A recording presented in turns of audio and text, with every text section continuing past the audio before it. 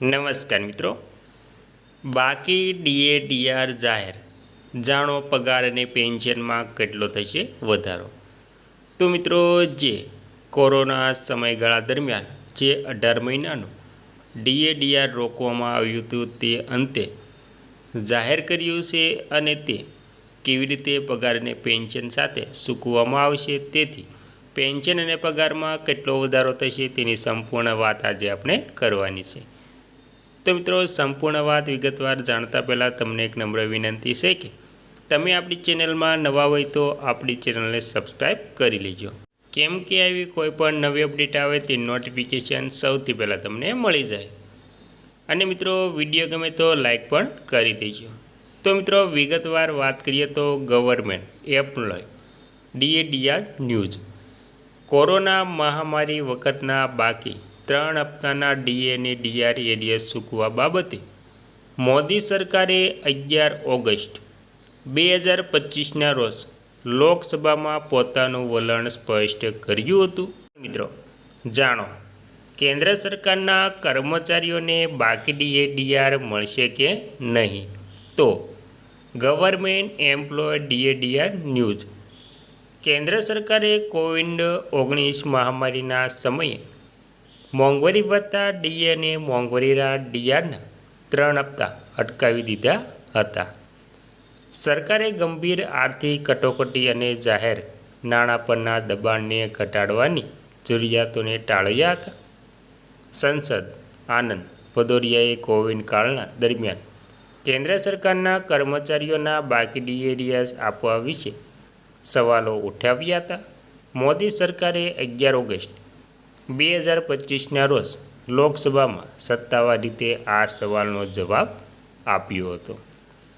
તો મિત્રો, આવી રીતે જે કોવિડ-19 સમયગાળા દરમિયાન જે 18 મહિનાનું બાકી ડીએડીઆર રોકવામાં આવ્યું હતું તેના સ્પષ્ટ જવાબ આપ્યા હતા। ત્યારબાદ મિત્રો, બાકી ડીએ આપવા મુદ્દે સરકારનું વલણ। સવાલ: શું કોવિડ-19 દરમિયાન કેન્દ્ર સરકારના કર્મચારીઓ અને પેન્શનરો માટે 18 મહિનાના મોંઘવારી ભથ્થા અને મોંઘવારી રાહતને રોકવાનો નિર્ણય આર્થિક વિક્ષેપ અને સરકારી નાણાં પરના દબાણને ઓછું કરવા માટે લેવામાં આવ્યો હતો? તો જવાબ: સરકારે સંસદમાં આનો જવાબ આપ્યો હતો કે 1 જાન્યુઆરી 2020, 1 જુલાઈ 2020 અને 1 જાન્યુઆરી 2021થી કેન્દ્ર સરકારના કર્મચારીઓ પેન્શનરોને ચૂકવવાપાત્ર મોંઘવારી ભથ્થું ડીએ, મોંઘવારીના ડીઆરના 3 હપ્તા કોવિડ-19ના સંદર્ભમાં લેવામાં આવ્યા હતા, જેનાથી આર્થિક વિક્ષેપ સર્જાયા હતા, જેથી સરકારી નાણાં પરનું દબાણ ઓછું થઈ શકે। તો મિત્રો, આવી રીતે જે કોરોના સમયે મોંઘવારી ભથ્થું જે 1 જાન્યુઆરી 2020 અને 1 જાન્યુઆરી 1 જુલાઈ 2020 અને 1 જાન્યુઆરી 2021નું રોકવામાં આવ્યું હતું। ત્યારબાદ સવાલ: શું સરકારની નાણાકીય સ્થિતિ હજુ પણ દબાણ હેઠળ છે અને નાદારી થવાની પણ અણી પડશે?